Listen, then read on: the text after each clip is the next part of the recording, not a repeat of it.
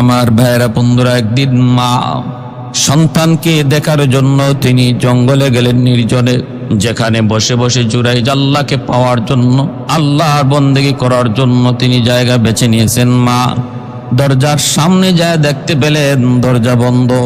কেন দরজা বন্ধ? ভিতরে জুরাইজ নামাজ পড়তেছেন। নামাজ।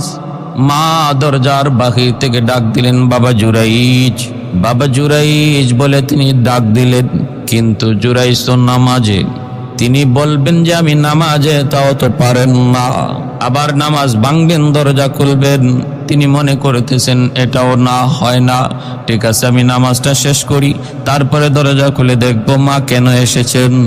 এইদিকে মা কয়েকটা ডাক দেওয়ার পরেও যখন জুরাইজ দরজা খুললেন না, মা তখন আর ডাকাডাকি না করি তিনি চলে আসলেন। জুরাইজ নামাজ শেষ করে দরজা খুলে দেখেন মা দরজার বাহিরে নাই, মা তো চলে গেছেন। দ্বিতীয় দিন মা আবার আসলেন, একই অবস্থা, দরজা বন্ধ। ওই দিনও জুরাইজ নামাজের মধ্যে তিনি মগ্ন। মা ডাকতেছে, বাবা জুরাইজ, কিন্তু তিনি তো ভাবতেছেন আমি নামাজ শেষ করে নেই, নামাজ শেষে আমি দেখবো মা কেন এসেছেন। নামাজ শেষ করলেন, মা এর ভিতরে চলে গেলেন। দ্বিতীয় দিনও মা ডাকলেন, কিন্তু সন্তানের ডাকের জবাব পান নাই। তৃতীয় দিন মা আবার আসলেন, একই অবস্থা, দরজা বন্ধ, ভিতরে জুরাইজ নামাজে মগ্ন। আবারও ডাক শুরু করলেন। জুরাইজ ভাবলেন নামাজটা শেষ করেই মার ডাকটা শুনবো, দরজা খুলে দিব। ওই দিনও কিন্তু মা ডাকাডাকি করো, যখন দরজা খুলল না। মা তো আর জানেন না ভিতরে জুরাইজ নামাজে মগ্ন, তিনি তো আর জানেন না, বুঝেন না। মা চলে যাচ্ছেন, কিন্তু 3 দিন সন্তানের সাড়া না পাওয়ার কারণে, সন্তানকে না দেখার কারণে, দরজা না খোলার কারণে মা ভীষণ কষ্ট পেলেন। কষ্ট পেয়ে মা ফিরে যাইতেছে, আর একটা বদদুয়া দিয়ে যাচ্ছেন। মা যাইতেছে আর বলতেছে, 3 দিন আসলাম, তোরে ডাকলাম, কিন্তু তুই দরজা খুললি না। তুই তোর বন্দিগিতে লিপ্ত, ঠিক আছে, তুই তোর বন্দিগি লইয়া থাক, তুই তোর বন্দিকে লইয়া থাক, আমি মার প্রয়োজন নাই, আর আমারও তোর প্রয়োজন নাই। আল্লাহ যেন তোরে মৌতের আগে বেশ্যা কোনো নারীর ফান্দে ফালায়। ভাইয়েরা বন্ধুরা, জুরাইজের মা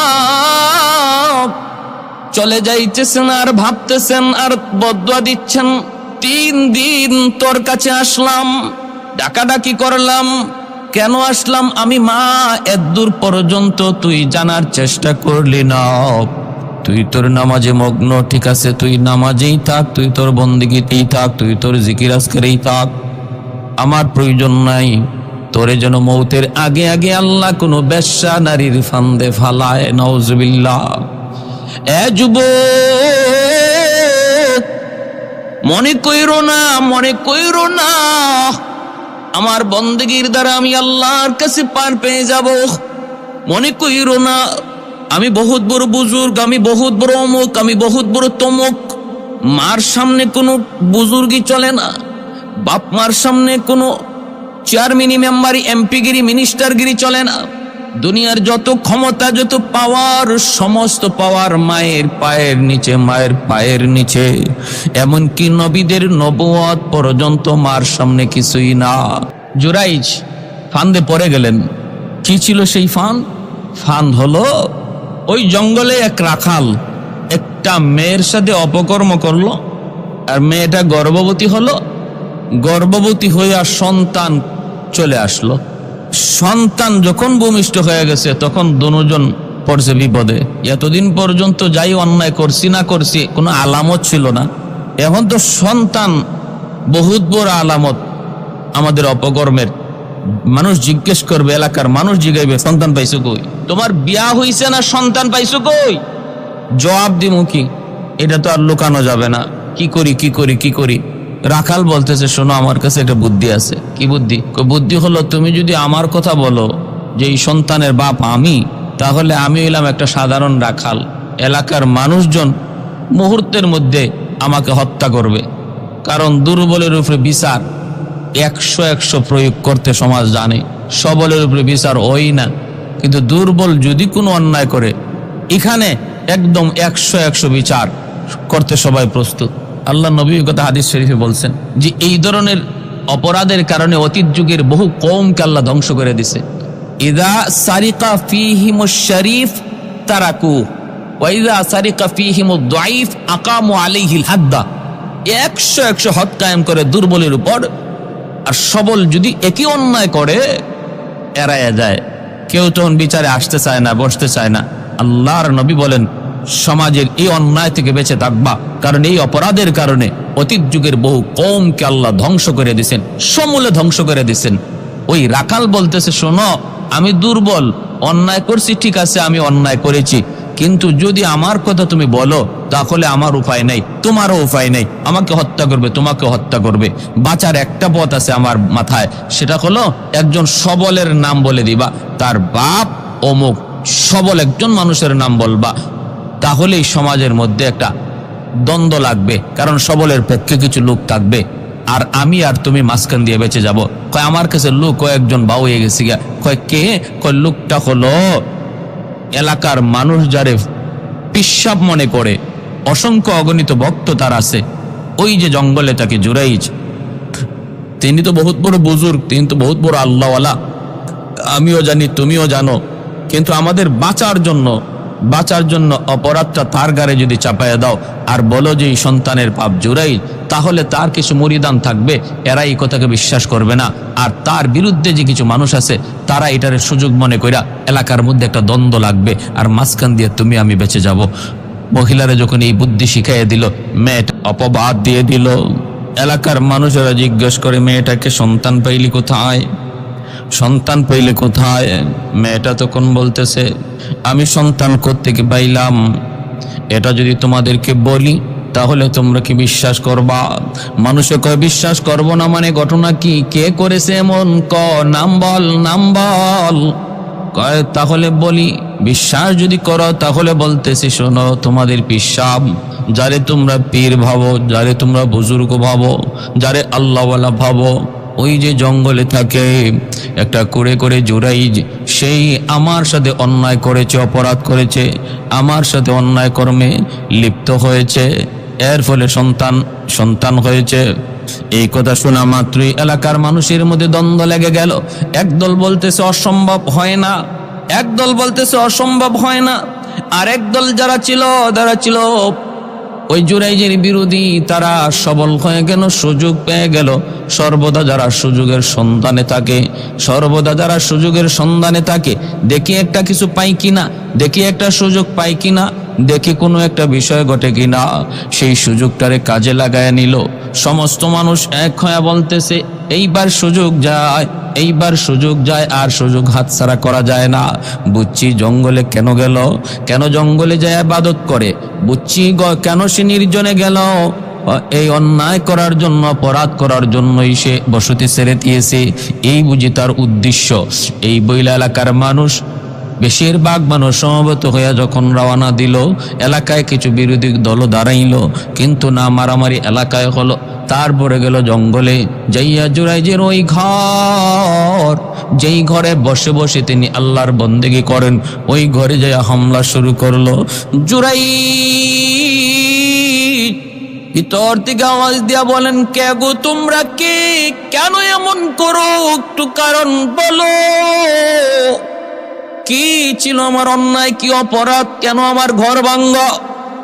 বাহিরে বের হওয়া মাত্র এই লোকগুলি কয়, হয় এখন তো তুমি বুঝবাই না, অন্যায় করার পরে অপরাধী কিছু বুঝে না, এটাই ঠিক। অন্যায় করার পরে অপরাধী কিছু বুঝে না, নিজের নির্দোষ বলে, এটাই তো বাস্তবতা। তুমি তো এখন বলবা আমি কিছু বুঝি নাই, আমি কিছু করি নাই, বলে কি ঘটনা বলো? কই মেয়েটারে জিজ্ঞেস করো, কি ব্যাপার বলো। মেয়েটারে জিজ্ঞেস করতেছে এলাকার মানুষে, মেয়ে বল, বিয়ে ছাড়া তোর কাছে সন্তান আসলো কেমন করে? মেয়েটা তখন বলতেছে, আমার সন্তানের বাবা হলো এই জুরাইজ। নাউজুবিল্লাহ। আল্লাহর ওলি জুরাইজ, আসমান ভেঙ্গে যেন মাথায় পড়লো। এত বড় জিনার অপবাদ একজন আল্লাহর ওলির উপরে। জুরাইজ অবাক হয়ে গেলেন, আসমান ভেঙ্গে যেন মাথায় পড়লো। তিনি বুঝে ফেললেন কোন বহুত বড় পরীক্ষার সম্মুখীন হয়েছেন আল্লাহর তরফ থেকে। কি সেই ভুল চিন্তা করে পেয়ে গেলেন, আমার মা একদিন নয় 3 দিন এসেছেন। আমি নামাজি ছিলাম, মার কথায় সাড়া দেই নাই, হয়তো এতে আল্লাহ নারাজ হয়ে গেছেন। নারাজ, আমাকে তোমরা একটু সুযোগ দিবানি? আমি সব কথা মেনে নিব, আমাকে মারধর পরে করো, একটু সুযোগ দাও। বলে কি সুযোগ? মায়ের কাছে যাব। দৌড় দিয়ে জুরাইজ মায়ের কাছে আসলেন। আয়েশা মায়ের পা ধরে মাপ চাইতেছেন।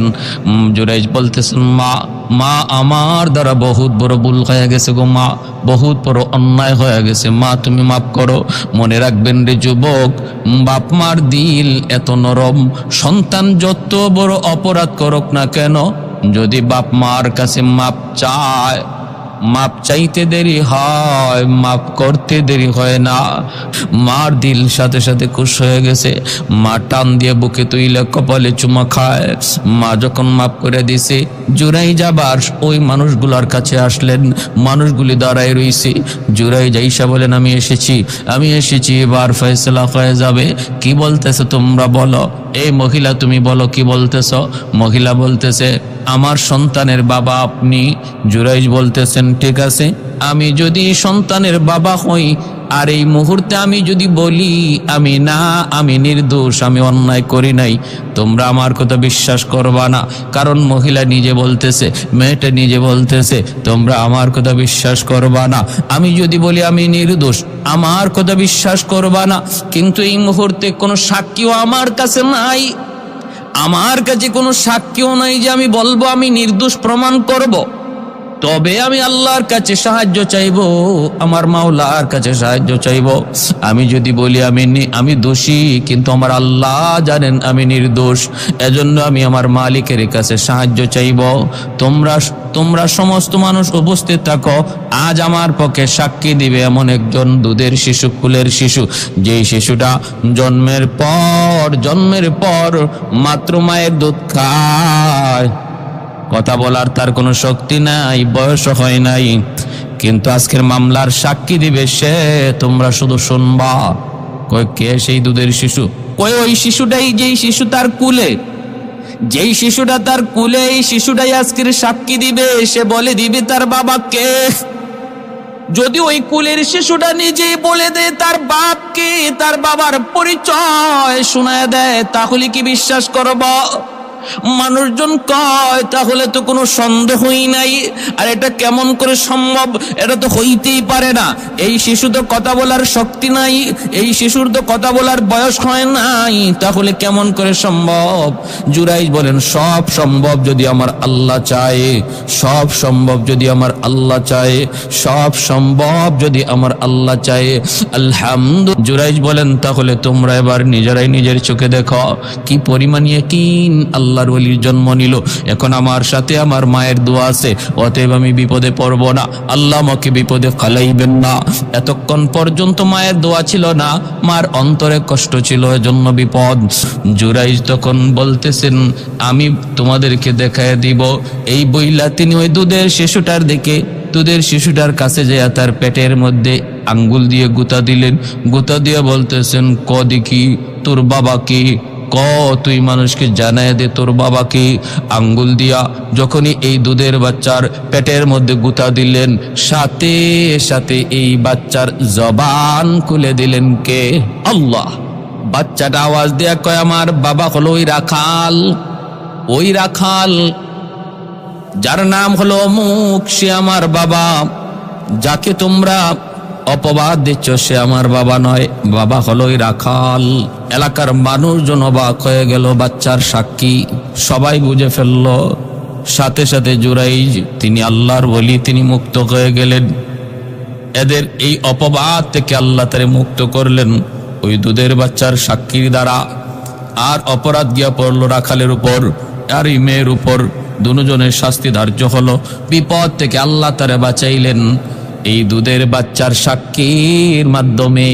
এই ঘটনাটা আল্লাহর নবী হাদিস শরীফে এনেছেন। ইমাম বুখারী রহমতুল্লাহি আলাইহি তার বুখারী শরীফের মধ্যে এনেছেন। তাহলে আমরা পাইলাম 3টা দুধের শিশু মায়ের কুলে থাকতেই তারা কথা বলছেন। 2 জনের কথা আল্লাহ কোরআনে বলছেন, আরেকটা দুধের শিশুর কথা আল্লাহর নবী তার হাদিস শরীফে বলছেন।